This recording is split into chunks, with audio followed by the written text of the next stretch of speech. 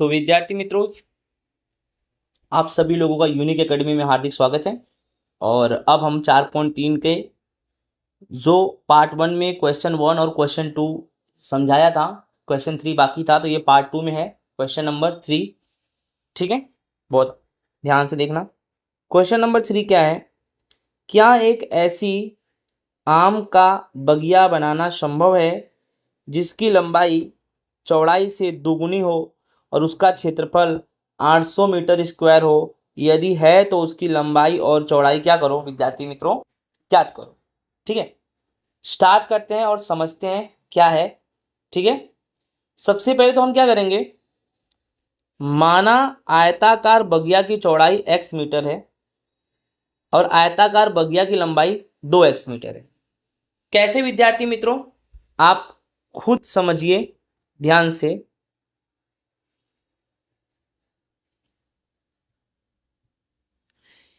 कि एक यहां लिखा है, क्या एक ऐसी आम का बगिया बनाना संभव है जिसकी लंबाई चौड़ाई से दुगनी हो?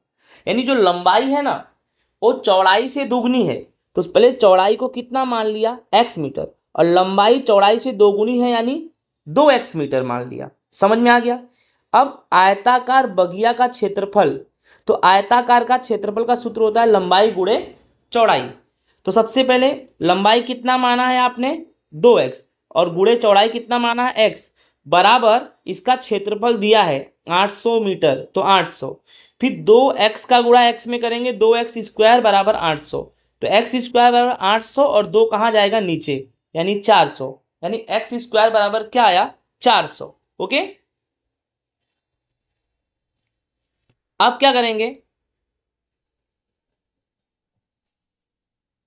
तो विद्यार्थी मित्रों ये तो आपको समझ में आ गया कि एक्स स्क्वायर, ये यही चीज़ है, सेम टू सेम लाइन आ गया है, यानी आपका एक्स स्क्वायर बराबर 400 आया। पहले यहाँ देखिए, आप इसको मत ध्यान दीजिए अभी फिलहाल में। एक्स स्क्वायर बराबर कितना आया, 400। तो एक्स बराबर स्क्वायर हटाएंगे तो 400 किस में आएगा, करनी में। अब एक्स बराबर अगर 400 का करनी तोड़ेंगे तो आपको अच्छे से मालूम है कि 20 का स्क्वायर 400 होता है। कैसे, 20 का स्क्वायर यानी 20 गुणे 20 बराबर 400। अब 400 को करनी से बाहर निकालेंगे तो वो प्लस माइनस 20 हो सकता है। इस प्रकार देखा जाए तो जो तुम्हारा x है विद्यार्थी मित्रों, x क्या है, तुम्हारा चौड़ाई है, यानी चौड़ाई आ गया तुम्हारा। आयताकार बगिया की चौड़ाई 20 मीटर है। अब लंबाई मतलब 2x, यानी क्या करेंगे, 2 गुणे 20, तो 2 गुणे 20 बराबर कितना होगा, 40। इस तरह से आयताकार बगिया की लंबाई 40 मीटर होगा विद्यार्थी मित्रों। समझ में आया? नेक्स्ट हम अब क्वेश्चन नंबर 4 पर चलेंगे।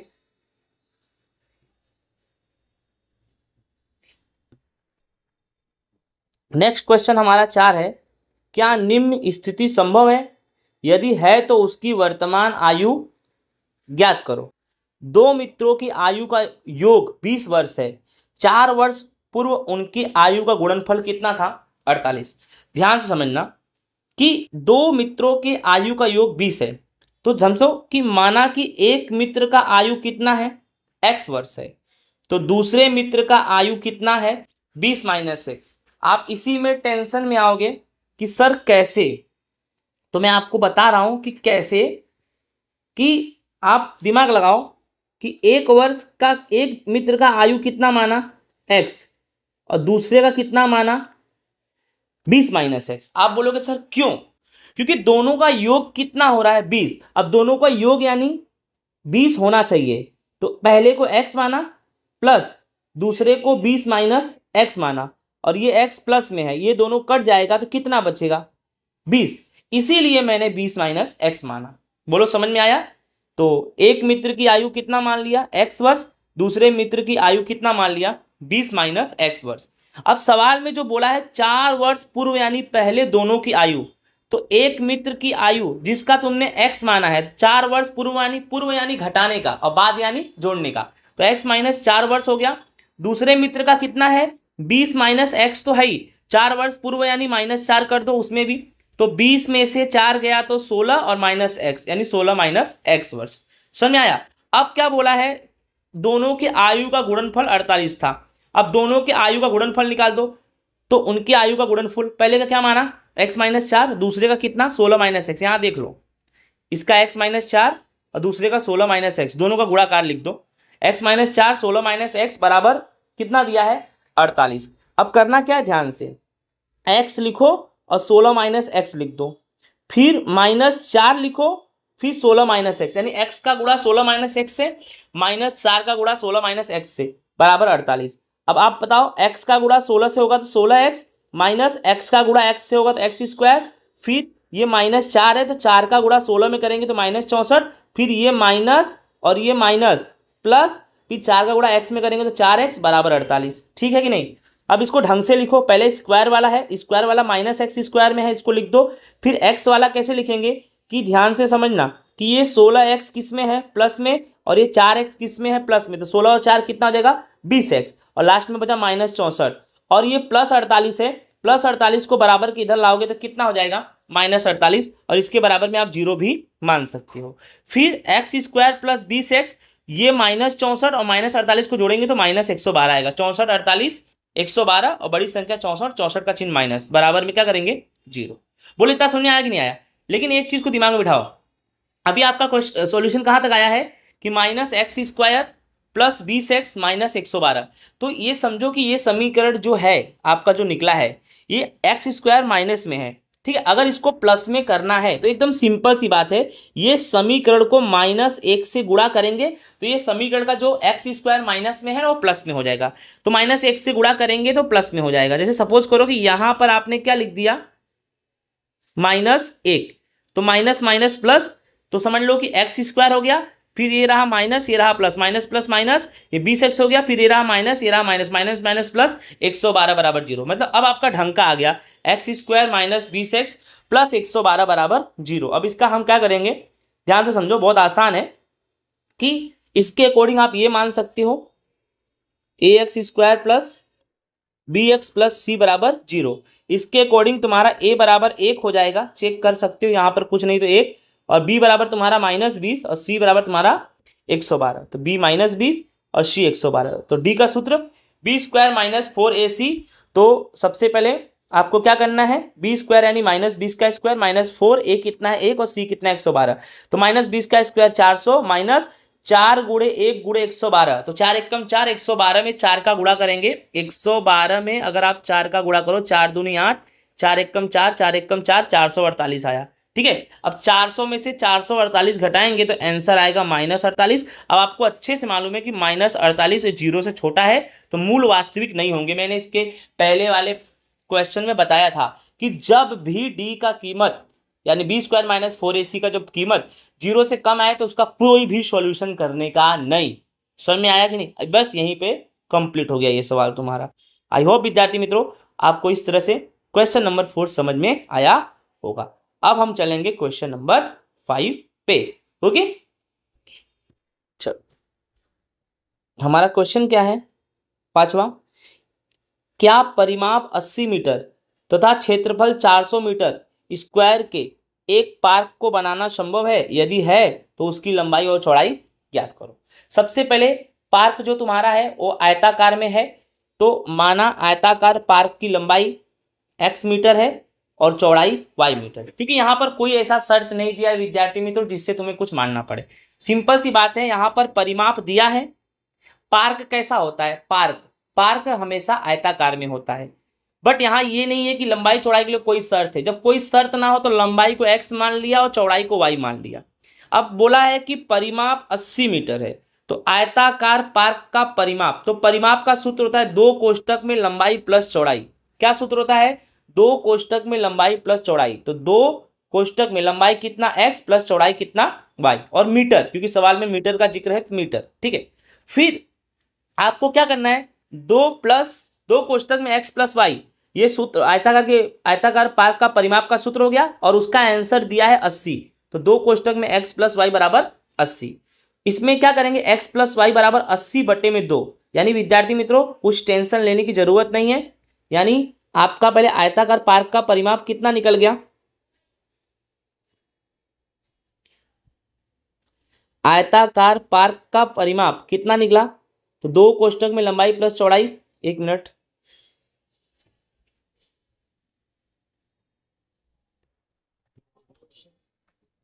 आयताकार पार्क का परिमाप 2 कोष्ठक में लंबाई प्लस चौड़ाई। तो आयताकार पार्क का परिमाप का सूत्र था 2 कोष्ठक में x प्लस वाई हो गया, क्योंकि 2 और लंबाई x प्लस वाई, तो 2 कोष्ठक में x प्लस वाई बराबर 80। तो x प्लस वाई, ये जो 2 है ना, 2 नीचे जाएगा, तो 80 बटे में 2, तो x प्लस वाई बराबर कितना आएगा, 40। ठीक है, अब x प्लस वाई बराबर 40, अगर हम y लिखते हैं तो y बराबर कितना आ जाएगा, 40 माइनस एक्स। कैसे, x प्लस वाई बराबर 40, ये समीकरण 1 हो गया तुम्हारा। क्या हो गया, समीकरण 1। ठीक है, तो आप इसमें से किसी एक को निकाल लो।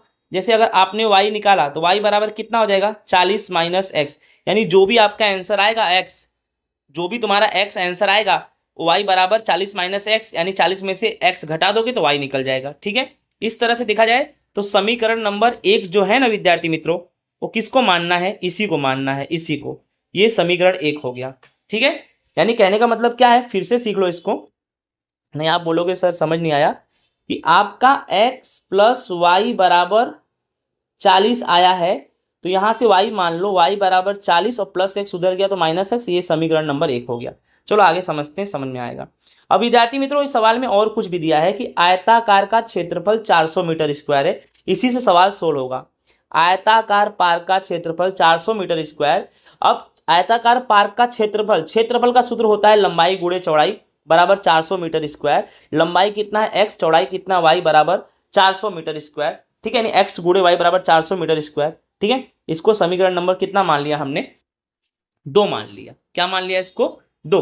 अब आपको अच्छे से मालूम है, यहीं पर आपने ये लिखा है y बराबर 40 माइनस एक्स, ये लिखा है कि नहीं लिखा है।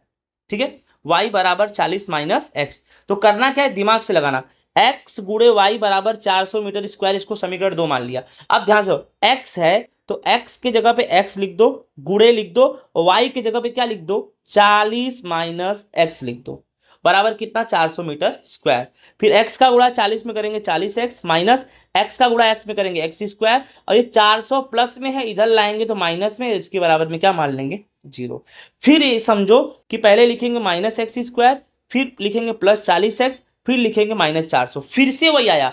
जो आपका समीकरण बन रहा है उसमें देखो कि इस एक्स स्क्वायर माइनस में है, तो जब भी ऐसा हो तो माइनस एक्स से क्या कर देने का गुणा, तो सब क्या हो जाएगा, चिन्ह बदल जाएगा, माइनस का प्लस हो जाएगा, प्लस का माइनस हो जाएगा, माइनस का प्लस, यानी माइनस एक्स स्क्वायर का plus x square, plus 40x का माइनस 40x, और माइनस 400 का प्लस 400 बराबर 0। अब ऐसे समय पे हम क्या करेंगे विद्यार्थी मित्रों, आपको अच्छे से मालूम है, इसके आगे कुछ नहीं तो कितना मान लेंगे हम, 1 मान लेंगे, और गुणे प्रथम पद 1 और अंतिम पद कितना है, 400, तो 1 गुणे 400 बराबर 400। अब 400 का ऐसा खंड करेंगे कि जोड़ने घटाने पे कितना आना चाहिए, 40, वो भी माइनस, यानी एकदम आसान है कि 20 में अगर 20 का गुणा करते हो तो 400 आएगा, और माइनस 40 से तो दोनों क्या लगा दो, माइनस, यानी एकदम आसान है। पहले लिखेंगे एक्स स्क्वायर, फिर माइनस 20 और एक्स है तो माइनस 20x माइनस 20x, और प्लस 400 बराबर 0। एक्स कॉमन ले लेंगे तो x माइनस 20 बचेगा, यहाँ माइनस 20 कॉमन ले लेंगे तो यहाँ भी आप चेक कर लेना, x माइनस 20 बचेगा। कैसे बचेगा, माइनस 20 लिया तो 20 हट गया, बचा x, और माइनस प्लस, ये रहा माइनस प्लस माइनस, और 20 का पहाड़ा पड़ेंगे 400 कितनी बार में आएगा, 20 बार में आएगा।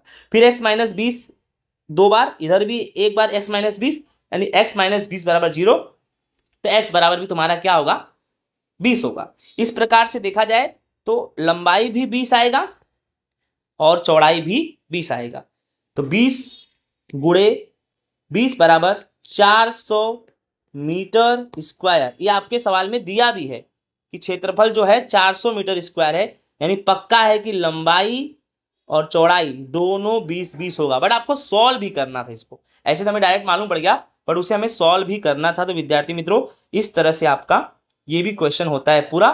इसी के साथ हम ऐसा भी बोल सकते हैं कि हमारा जो चैप्टर नंबर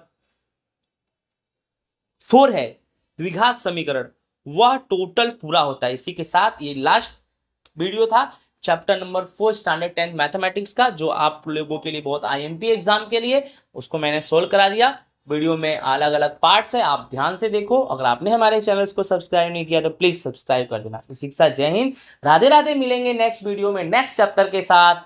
ओके, धन्यवाद, बाय।